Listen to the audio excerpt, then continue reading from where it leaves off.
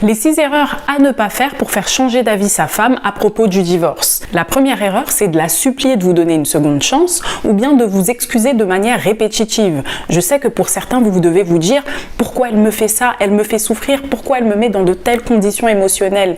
Mais la réalité, c'est qu'elle sait déjà qu'elle va vous faire souffrir, elle sait déjà que vous êtes en train de souffrir, mais elle a quand même fait ce choix de vous quitter. Mais elle le sait, c'est parce qu'elle a fait le pour et le contre et elle a vu que malgré tout ça, ce serait quand même mieux pour elle de vous quitter. Et la réalité, c'est que quand vous faites ça, vous lui dites en quelque sorte que j'ai tellement peur. En fait, vous instaurez un climat de peur, de tension. Et le problème, c'est que avec ça, elle aura l'impression de se sentir manipulée parce que vous ne voulez pas la récupérer parce que vous l'aimez, mais parce que tout simplement, vous avez peur de la solitude et vous avez peur de ce qui l'avenir vous réserve de la solitude et de ce qui se passera après le divorce. La deuxième erreur, c'est de demander à votre épouse de faire une thérapie de couple. La thérapie de couple, oui, c'est bien, mais uniquement si votre épouse est à 100% d'accord. Le problème, c'est que si elle vous dit non ou peut-être vous sentez qu'elle n'est pas réellement dedans et qu'elle n'est pas réellement engagée, ne faites pas de thérapie de couple pour ces 3 raisons. La première raison, c'est que lorsque vous allez aller à la thérapie de couple, certes, vous allez vous défendre, vous allez argumenter, chercher à des raisons logiques pour lesquelles elle ne devrait pas demander le divorce et rester mariée à vos côtés, mais le problème, c'est qu'il y a ce qu'on appelle les biais de confirmation. Donc, malheureusement, elle vous voit déjà comme un monstre. Donc, tout ce que vous direz sera retourné contre vous. Elle va mal interpréter ou interpréter à sa façon, d'une manière qui conforte ce qu'elle pense déjà de vous. Et actuellement, elle pense que vous êtes un monstre et qu'elle doit vous quitter.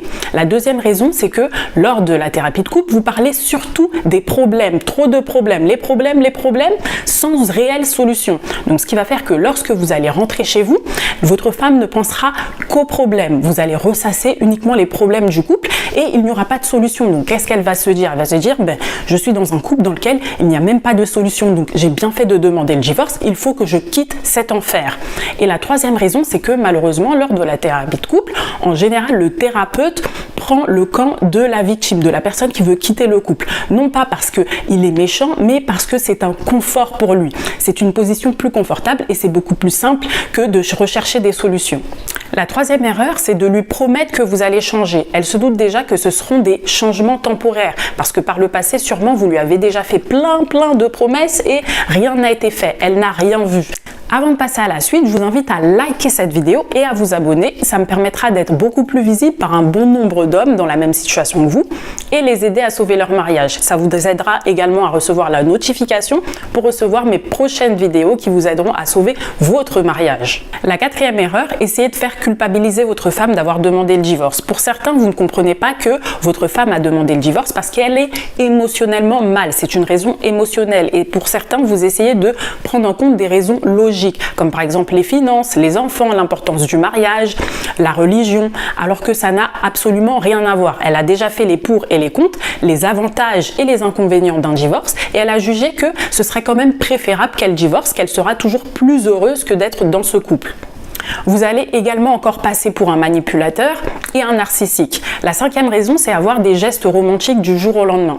Vous vous doutez bien que votre femme sait qu'il s'agit de gestes temporaires, donc ça sert à rien d'être romantique, d'envoyer des fleurs, de réserver des hôtels, faire des voyages, alors qu'avant vous n'avez jamais rien fait. Je sais que vous pensez au passé, aux choses qu'elle vous avait demandées et vous lui dites « Ok, là c'est l'occasion justement de lui montrer tout d'un coup ».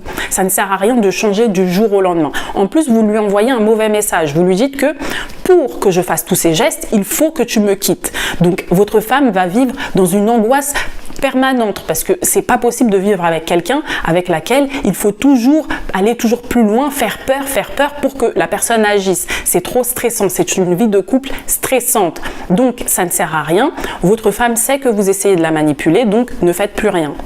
La sixième erreur, c'est de demander à votre femme de se justifier. Votre femme n'a pas envie de se justifier auprès de vous. Ça va plus l'agacer qu'autre chose. Elle sait déjà que ce qu'elle fait va vous faire du mal, mais malheureusement, elle a décidé de l'assumer. Elle veut absolument vous quitter.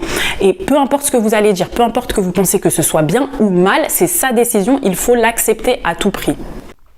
Pour tous les hommes qui sont prêts à devenir la meilleure version d'eux-mêmes, qui sont prêts à se transformer et qui aiment sincèrement leur femme, je vous invite à télécharger dès maintenant mon e-book qui s'appelle « Comment redevenir l'évidence quand ta femme veut divorcer ».